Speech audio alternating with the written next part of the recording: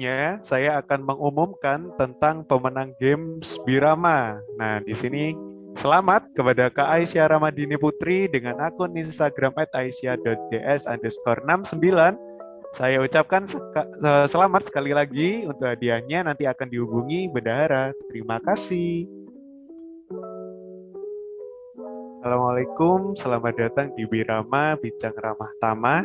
Sebelum kami berbincang-bincang, izinkan saya menyapa bintang tamu kita pada episode kali ini. Assalamualaikum Dr. Dini Zuryana, Magister Kedokteran Spesialis Anak. Selamat malam Dokter. Waalaikumsalam, selamat malam Mas Atar ya, Mas Iya, Atar betul, Firman. Dokter. Bagaimana kabarnya Dokter?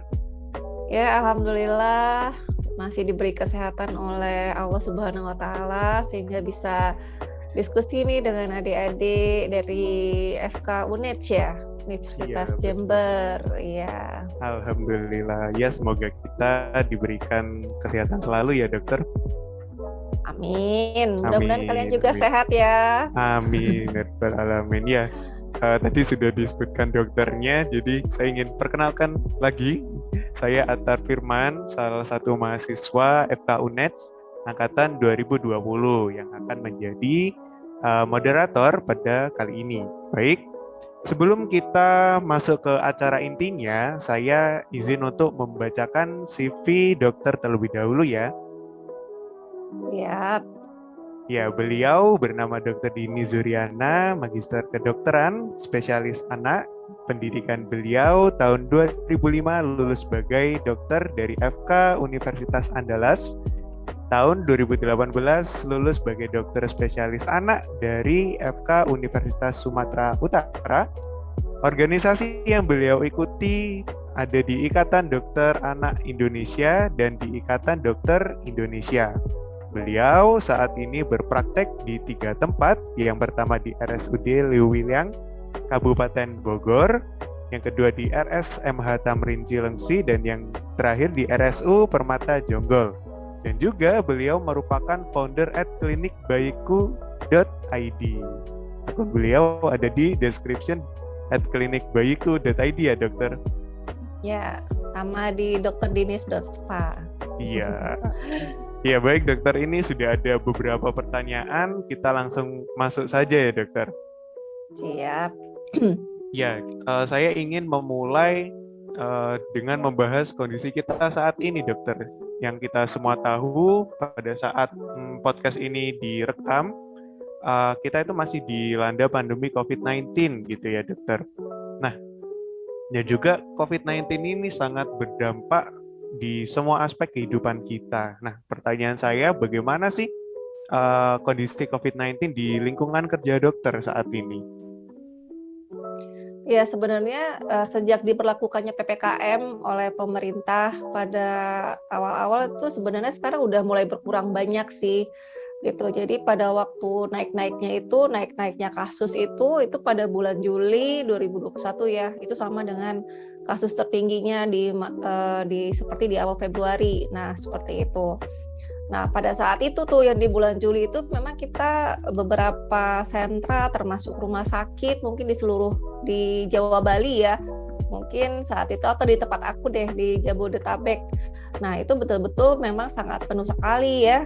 Sampai kita juga kewalahan, dokter-dokternya di IGD penuh, di ruangan penuh gitu. Tapi sekarang sejak diberlakukannya ya mungkin termasuk juga salah satu keberhasilan PPKM tersebut. Jadi ya sekarang udah mulai berkurang angka rawatan rumah sakit juga udah mulai menurun gitu. Jadi ya sebenarnya sih sekarang udah masa-masa yang kita mudah-mudahan nggak naik lagi nih Mas Atar ya, nggak naik lagi seperti kemarin-kemarin dulu ya, karena kalau kita sebagai nakes di bulan Juli itu memang sangat kewalahan sekali. Tapi sekarang sih udah lebih ini sih maksudnya udah lebih enak lah gitu daripada yang bulan Juli kemarin. Jadi ya tapi mudah-mudahan walaupun seperti itu kita tidak boleh berkurang prokesnya ya, prokesnya tetap ya. harus jalan. Ya, gitu. yang paling penting itu ya dokter.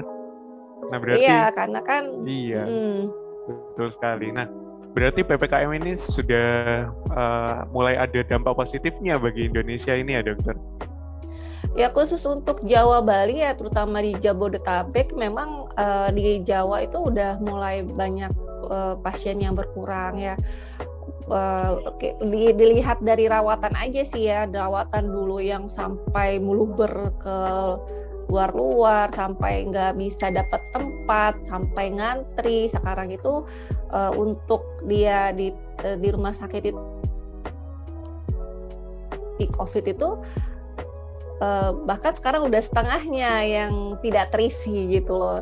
Jadi kan ya berarti ya memang ada dampak positifnya dong gitu ya PPKM tersebut.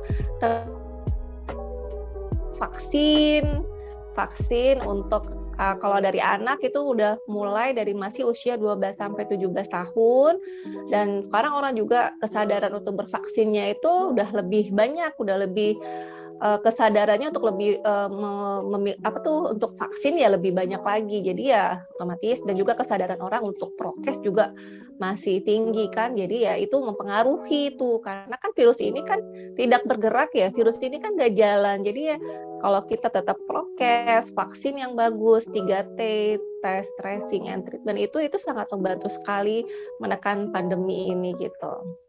Wah, luar biasa. Nah, itu tadi Dokter Dini sempat menyinggung tentang anak-anak nih, dokter. Nah, pertanyaan saya, jadi untuk anak-anak sendiri itu apakah juga rentan terhadap virus ini ya, dokter? Apakah kerja imun pada anak-anak itu lebih baik daripada orang dewasa dalam menghadapi virus COVID-19 ini, dokter? Ya, karena pada anak-anak itu kan dia imun tubuhnya bukan lebih baik sih, cuman dia memang kalau dia terkena COVID-19 dia itu tidak sampai yang ada juga beberapa kasus nih Mas Atar. Jadi ada yang kasusnya ada, tapi sedikit sekali tuh yang mengalami sampai kasus yang berat gitu. Jadi untuk kasus-kasus anak-anak itu lebih banyak yang gejala ringan sampai sedang dan yang tidak bergejala gitu. Jadi dia bisa jadi dia tidak bergejala, tapi dia mempunyai virus tersebut di tubuhnya, dan itu yang bisa menularkan gitu. Jadi sebenarnya anak-anak juga mempunyai kesempatan yang sama nih untuk mendapatkan, kan anak-anak juga manusia, anak-anak juga bergerak gitu. Ya, betul. Jadi itulah dia mempunyai kesempatan yang sama untuk sakit. Nah tapi kalau misalnya pada anak ya jarang sekali memang sampai yang sakit berat, tapi bukan berarti nggak ada yang sampai sakit berat untuk mendapatkan ventilator. Nah, yang kedua ya, kenapa anak-anak itu kurang? Karena memang anak-anak itu kan sejak diberlakukannya pandemi ini di Indonesia bulan Maret 2019 ya kalau nggak salah. Nah, saat itu kan sekolah langsung tutup gitu. Jadi anak-anak memang lebih banyak di rumah. Nah, itulah salah satu. Jadi ya anak-anak kan nggak banyak bergerak. Akhirnya ya dia memang penularannya lebih sedikit.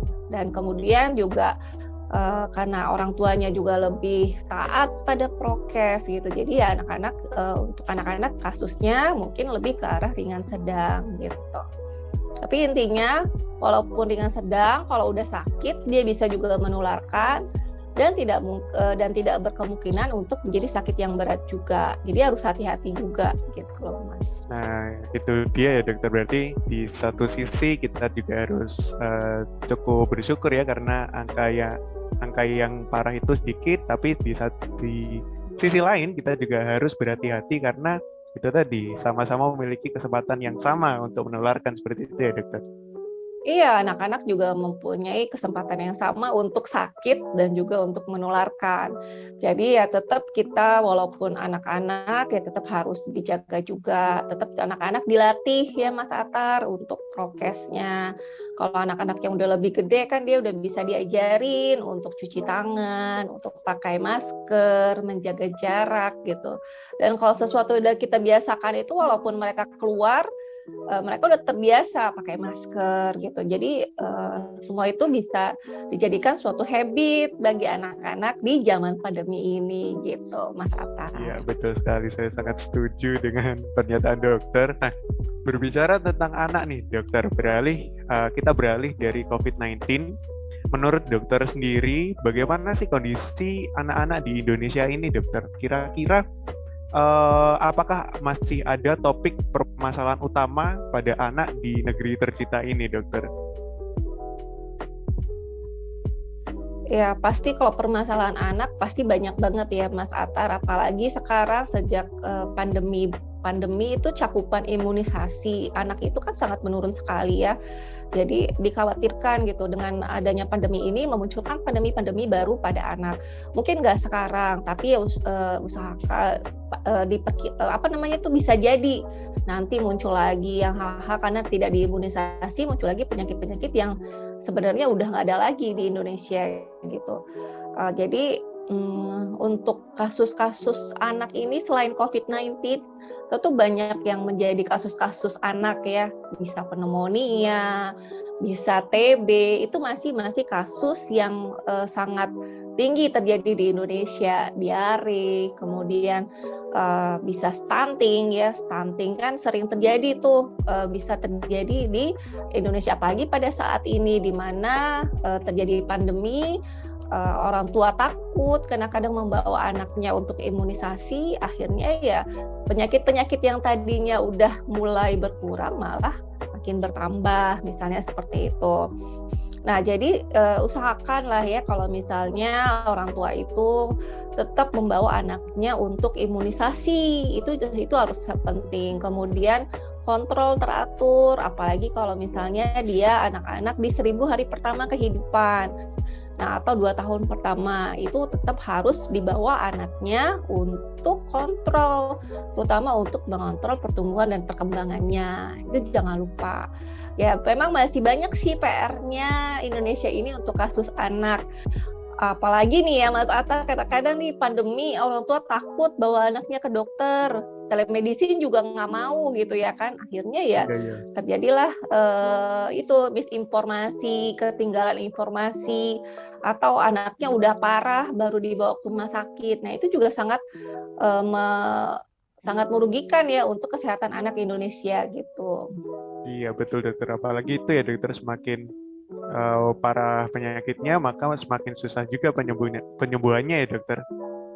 Iya, kita kalau misalnya awal kan tentu kita lebih cepat ya, maksudnya oh ini apa yang harus dilakukan, solusinya apa gitu. Nah kalau misalnya udah parah, datang ke rumah sakit misalnya udah penurunan kesadaran, kita misalnya apalagi di rumah sakit yang di daerah kan kebanyakan tipe C ya, tipe C harus dirujuk lagi. Nah itu juga sangat nggak enak kita sebagai dokter gitu ya, kita harus merujuk pasien. Sementara kita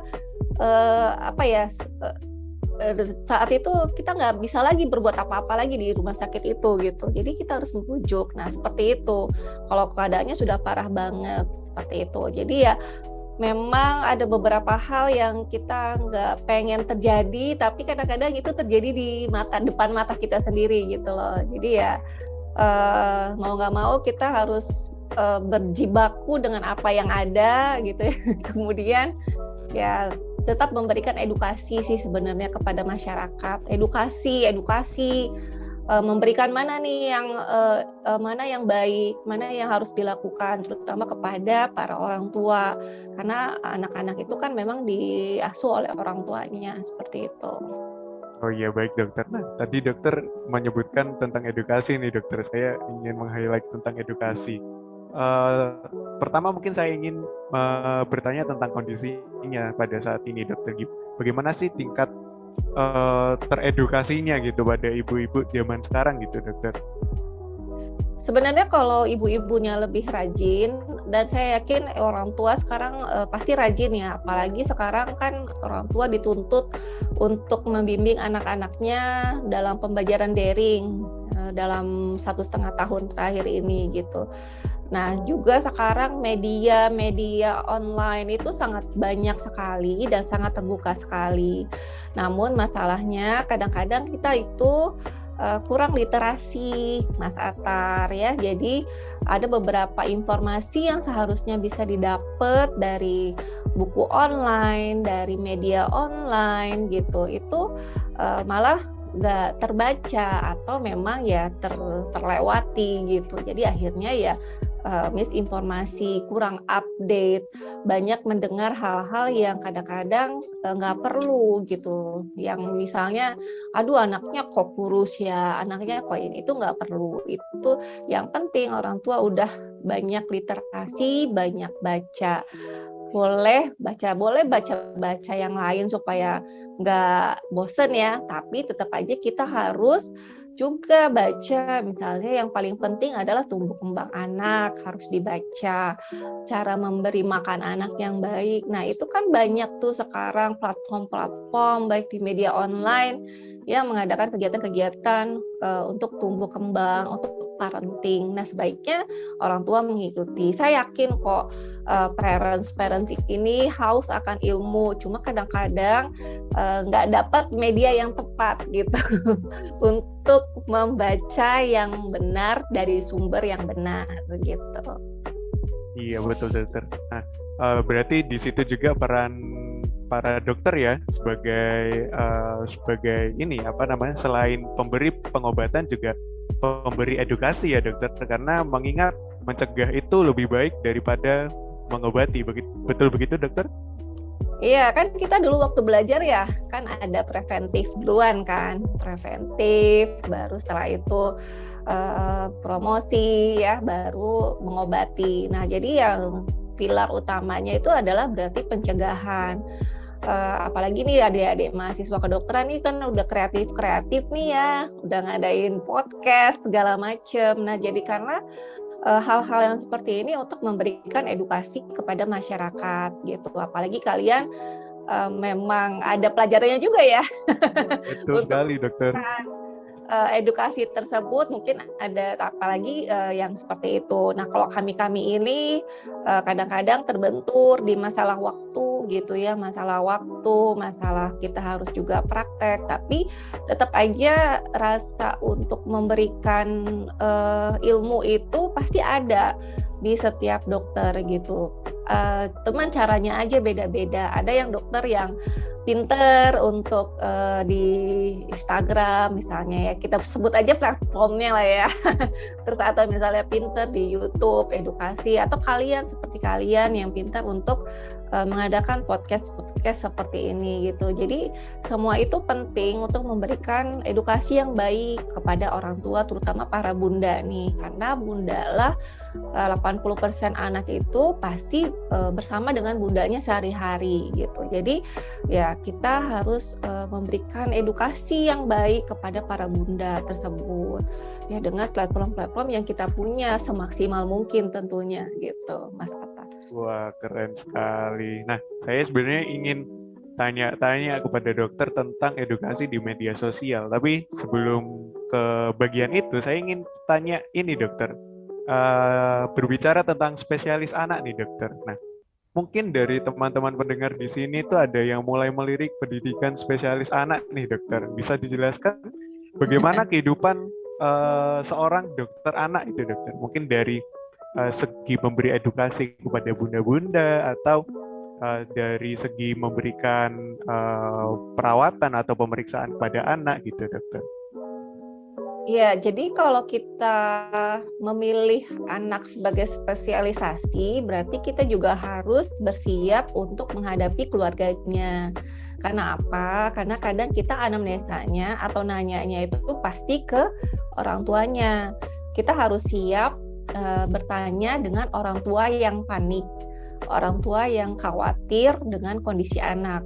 Ya mungkin anaknya nggak ada apa-apa, tapi namanya anak ketika sakit, pasti orang tuanya khawatir. Dan kadang-kadang itu memicu suatu sikap yang galak misalnya ya dari orang tua. Hal itu ya pasti ada gitu. Nah, yang itu yang pertama. Yang kedua, kita harus bersiap dengan kondisi anak yang kadang-kadang tidak mau diperiksa, ketika langsung ditidurkan langsung udah nangis. Nah, itu butuh kesabaran yang lebih gitu. Kalau kita nggak punya kesabaran yang lebih, ya sudah kacau semuanya gitu. Jadi hal itu harus dilakukan, harus dilatih juga. Kita bisa berkooperasi atau kita bisa bekerja sama dengan orang tuanya dan juga kita bisa bekerja sama dengan anaknya. Karena dia kategori anak itu adalah 0 sampai 18 tahun, kecuali kalau dia sudah menikah gitu ya. Bayangkan bayi datang nggak bisa apa-apa, cuman bisa owe-owe, kita harus tahu nih apa masalahnya gitu. Nah, jadi seperti itu. Kadang dibutuhkan juga feeling so strong gitu loh. Feeling so strong, terus juga kita padukan dengan ilmu yang kita punya, sehingga itu bisa menjadi lahirlah suatu diagnosa ya.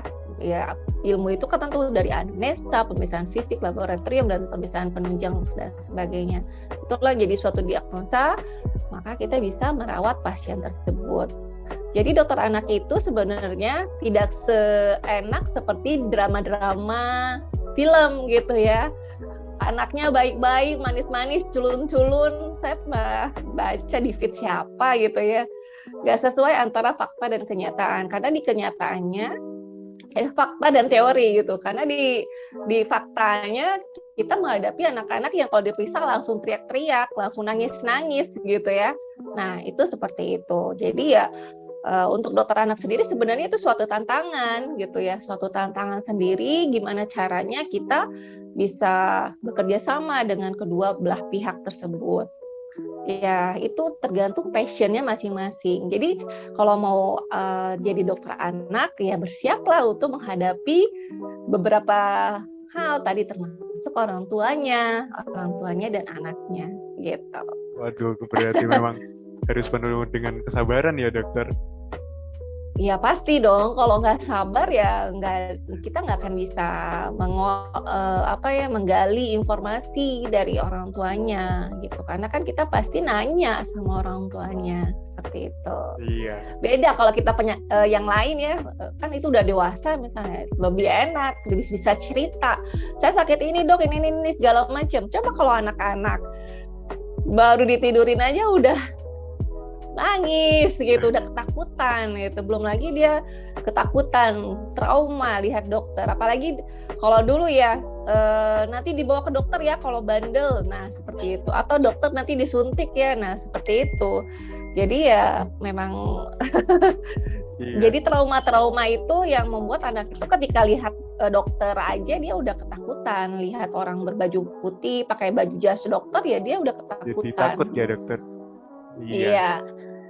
Iya, benar. Wah, keren sekali. Nah, tadi kan kita lihat di CV juga dokter sebagai spesialis anak, tapi dokter juga sebagai influencer nih. Nah, di CV juga tertulis dokter itu sebagai founder at klinikbayiku.id. Nah, pertanyaan saya dokter, kira-kira apa sih yang memotivasi dokter untuk membuat media tersebut? Ya, ini motivasinya kan karena kemarin kita itu ada di masa pandemi ya. Terus kan kalau dokter itu biasanya sukanya kan ngasih tahu ya, suka ngasih tahu yang baik itu gimana gitu. Nah, kesempatan itu terbuka lebar ketika masa pandemi. Kita nggak bisa ngadain acara, nggak ada, ya kan. Sementara kita passionnya itu pengen ngomong gitu, pengen cuap gitu loh. Nah, jadi ya udah kita ya udah jadi akhirnya ya udah deh kita buat ini platform di media sosial dong gitu. Kita buat bagaimana caranya supaya kita bisa memberikan edukasi kepada para ibu, kepada para bunda khususnya gitu. Jadi dengan seperti itu kita bisa tetap eksis untuk cuap-cuap, untuk memberikan edukasi, tapi ya juga tetap mempertimbangkan bahwa kita di masa pandemi.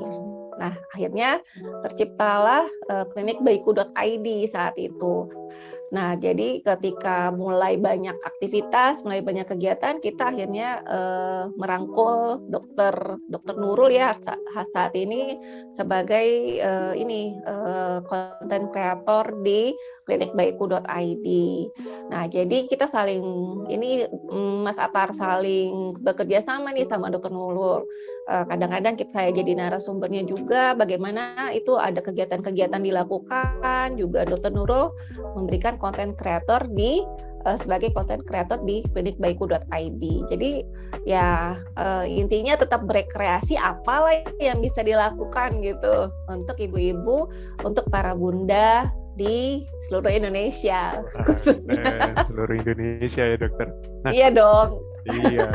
Nah itu jangan lupa ya teman-teman yang mendengarkan ini, kalau sudah selesai jangan lupa dikepoin tuh @klinikbayiku.id, betul ya dokter? .id.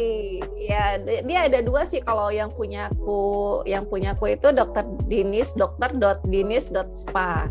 Sama yang kalau yang media itunya yang satu lagi adalah klinikbayiku.id.